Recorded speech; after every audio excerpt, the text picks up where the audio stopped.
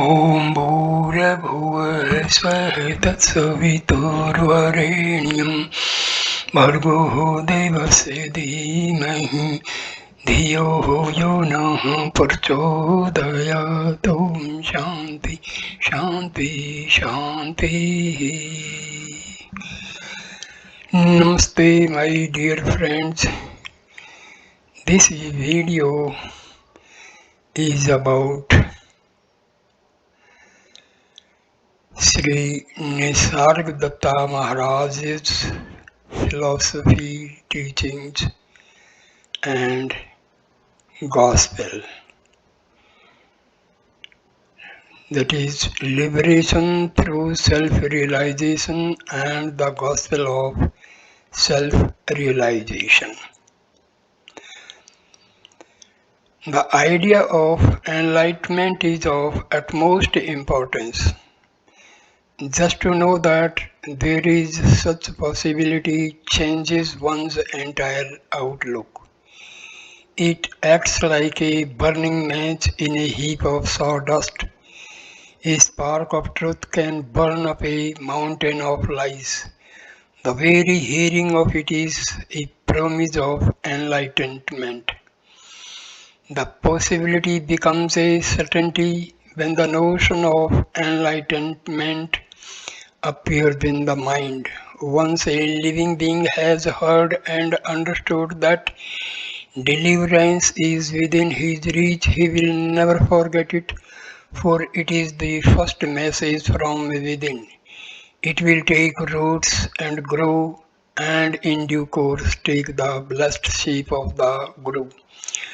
The gospel of self-realization, once heard, will never be forgotten. Like a seed left in the ground, it will wait for the right season and sprout and grow into a mighty tree. Just puzzling over my words and trying to grasp their full meaning is a sadhana quite efficient for breaking down the wall. All your going and coming, seeking pleasure, loving and hating, all this shows that you struggle against limitations self-imposed or accepted.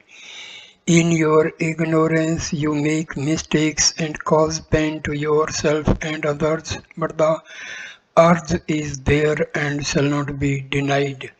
The same urge that seeks birth, happiness, and death shall seek understanding and liberation. It is like a spark of fire in a cargo of cotton. You may know now about it, but sooner or later the ship will burst in flames. Liberation is a natural process and in the long run inevitable, but it is within your power to bring it into the now. Without it, self-realization, you will be consumed by desires and fears, repeating themselves meaninglessly in endless suffering. Most of the people do not know that there can be an end to pain, but once they have heard the good news, obviously, going beyond all strife and struggle is the most urgent task that can be. You know that you can be free and now it is up to you. Either you remain forever hungry and thirsty, longing, searching, grabbing, holding, ever losing and sorrowing, or go out wholeheartedly in search of the state of timeless perfection to which nothing can be added, from which nothing taken away. It is all desires and fears are absent not because they were given up but because they have lost their meaning. To know that the known cannot be me or nor mine is liberation, freedom from self-identification with a set of memories and habits, the state of wonder at the infinite reaches of the being, its inexhaustible creativity, and total transcendence. The absolute fearlessness born from the realization of the illusoriness and transiency of every mode of consciousness flow from a deep and inexhaustible source. To know the source as source and appearance as appearance and oneself as the source only is self-realization. There can be progress in the preparation, sadhana, realization is sudden, the fruit ripens slowly but falls suddenly and without return. The preparation is gradual, the change itself is sudden and complete. Gradual change does not take you to a level of conscious being. You need courage to let go. If you lack courage, it is because you are not fully convinced. Complete conviction generates both desire and courage, and meditation is the art of achieving faith through understanding. In meditation, you consider the teaching received in all its aspects and repeatedly until out of clarity confidence is born, and with confidence action. Conviction and action are inseparable. There are no steps to self-realization. There is nothing gradual about it. It happens suddenly and is irrevocably. You rotate into a new dimension seen from which the previous ones are mere abstractions. Just like on sunrise you see things as they are, so on self-realization you see everything as it is. The world of illusion is left behind. With some realization comes imperceptibly, but somehow they need conviction. They have changed, but they do not notice it. Such non-spectacular cases are often the most reliable. The experience of self-realization is unique and unmistakable. It will dawn on you suddenly when the obstacles are removed to some extent. It is like a frayed rope snapping. Yours is the work at the stands. The break is bound to happen. It can be delayed but not prevented. All will come through, not a single soul, jiva, shall be lost. For some time,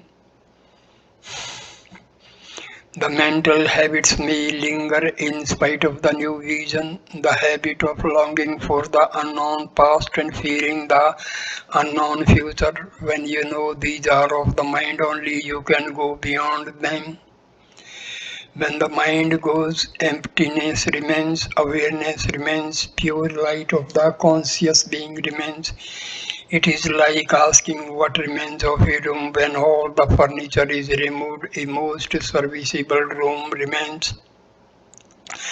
And when even the walls are pulled down, space remains. Beyond space and time is the here and now of reality. You will recognize that you have returned to your natural state by a complete absence of all desire and fear. After all, at the root of the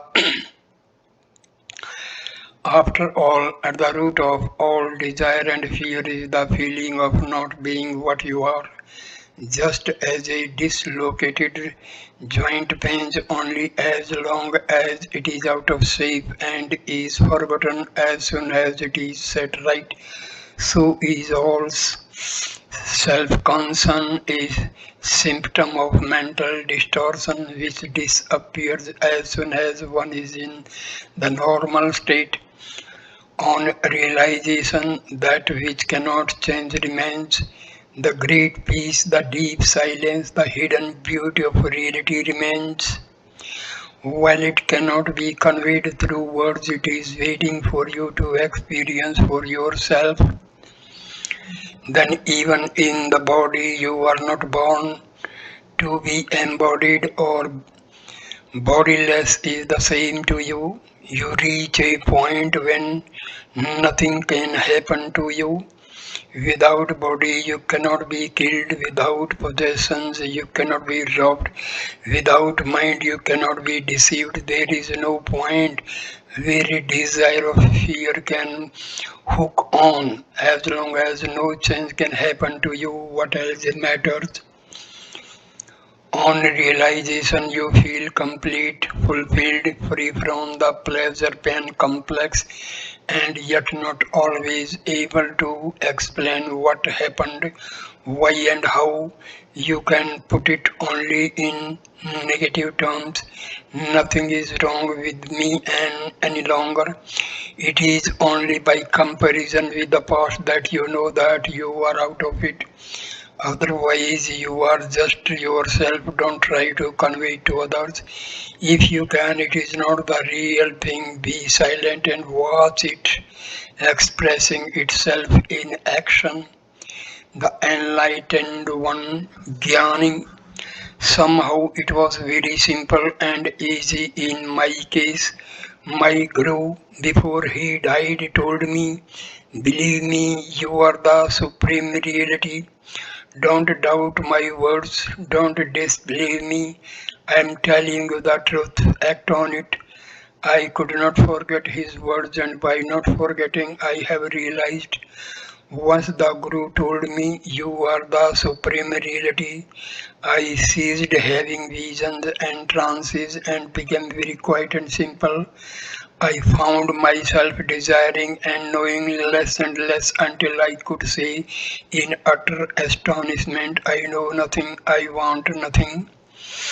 I was undeceived, that is all. I used to create a world and populate it. Now, now I don't do it anymore. Now I live in the void beyond being and non being, beyond consciousness. This void is also fullness. Do not pity me. The mind ceased producing events. The ancient and ceaseless search stopped. I wanted nothing, expected nothing, accepted nothing as my own. There was no me left to strive for. Even the bear I am faded away. The other thing that I noticed was that I lost all my habitual certainties. Earlier I was sure of so many things, now I am sure of nothing. But I feel that I have lost nothing by not knowing because all my knowledge was false. My not knowing was in itself knowledge of the fact that all knowledge is ignorance. That I do not know is the only true statement the mind can make. By looking tirelessly, I became quite empty. With that emptiness, all came back to me except the mind. I find I have lost the mind irretrievably. I am neither conscious nor unconscious. I am beyond the mind and its various states and conditions. Distinctions are created by the mind and apply to the mind only. I am pure consciousness itself, unbroken awareness of all that is. I am in a more real state than yours. I am undistracted by the distinctions and separations which constitute a person. As long as the body lasts, it has its seeds like any other, but my mental process has come to an end. My thinking, like my digestion, is unconscious and purposeful. I am not a person in your sense of the word, though I may appear a person to you. I am that infinite ocean of consciousness in which all happens. I am also beyond all existence and cognition, pure bliss of being. There is nothing I feel separate from. Hence, I am all. Nothing is me, so I. But it will not affect me in the less. Nothing is me, so I am nothing, life will escape, the body will die, but it will not affect me in the least. Beyond space and time I am uncaused, uncausing it the very matrix of existence. Having realized that I am with and yet beyond the world, I became free from all desire and fear. I did not reason out that I should be free. I found myself free unexpectedly without the least effort.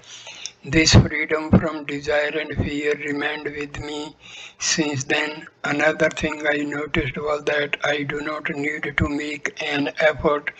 The deed follows the thought without delay and friction. I have also found that thoughts become self-fulfilling. Things would fall in place smoothly and rightly. The main change was in the mind. It became motionless and silent, responding quickly but not perpetuating the response. Spontaneity becomes a way of life. The real became natural and the natural became real.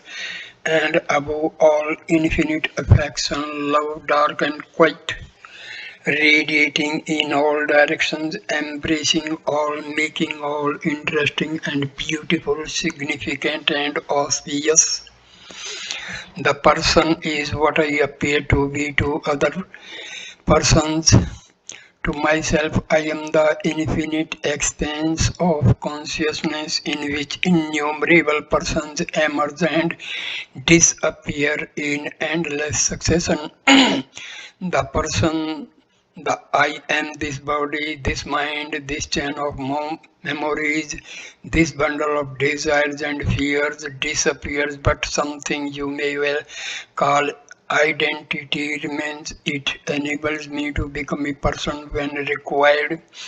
Nothing troubles me. I offer no resistance to trouble. Therefore, it does not stay with me. On your side, there is so much trouble. On mine, there is no trouble at all. Come to my side. What is added to memory cannot be erased easily, but it can surely be done. And in fact, I am doing it all the time. Like a bird on its wings, I leave no footprints. The word is like a sheet of paper on which something is typed. The reading and the meaning will vary with the reader, but the paper is the common factor, always present, rarely perceived. When the ribbon is removed, typing leaves no trace on the paper. So is my mind. The impressions keep on coming, but no trace is left. Your world is transient, changeful. My world is perfect, changeless. You can tell me what you like about your world. I shall listen carefully, even with interest. Yet not for a moment shall I forget that your world is not, that you are dreaming. In mine, the words and their contents have no being. In your world, nothing stays in mine, nothing changes. My world is real while yours is made of dreams. My world has no characteristics by which it can be identified.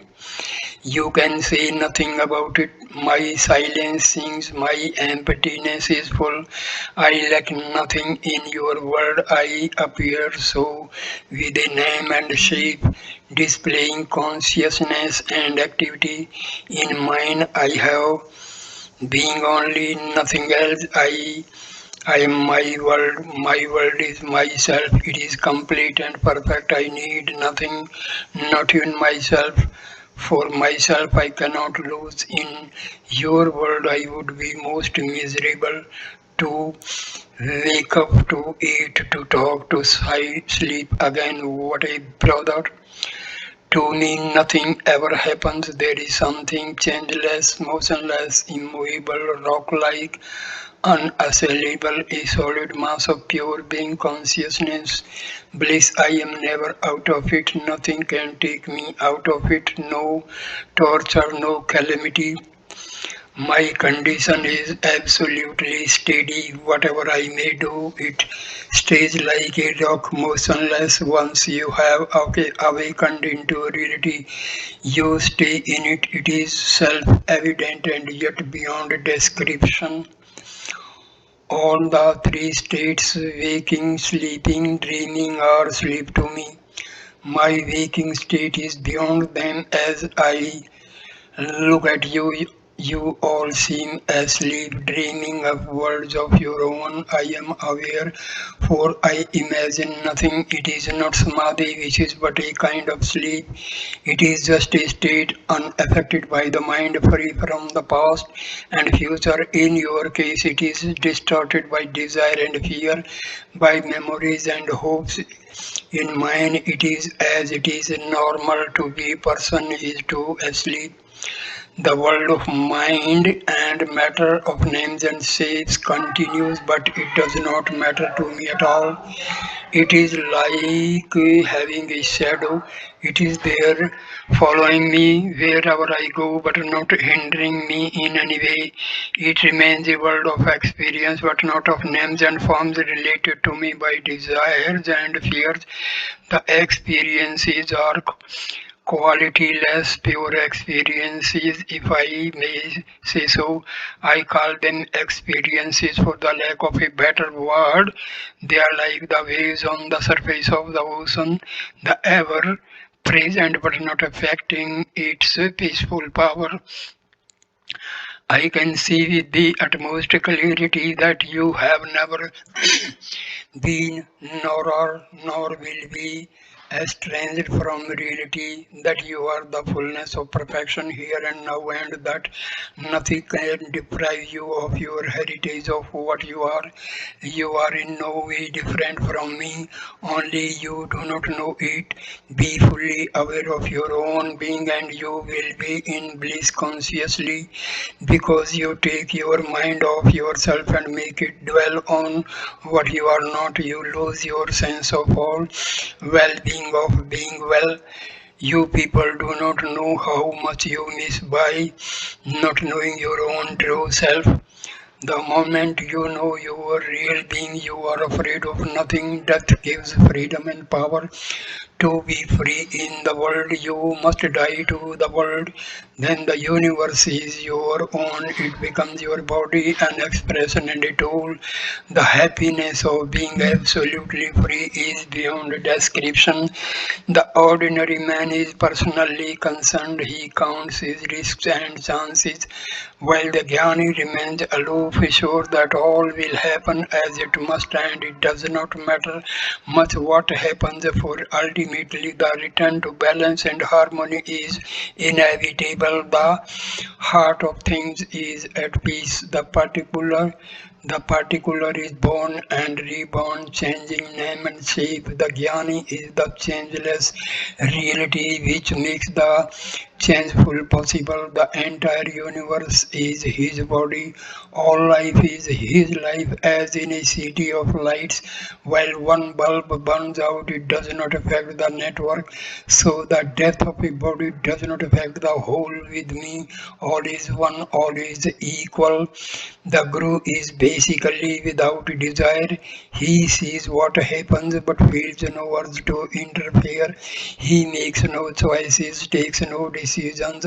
As pure witness, he watches what is going on and remains unaffected.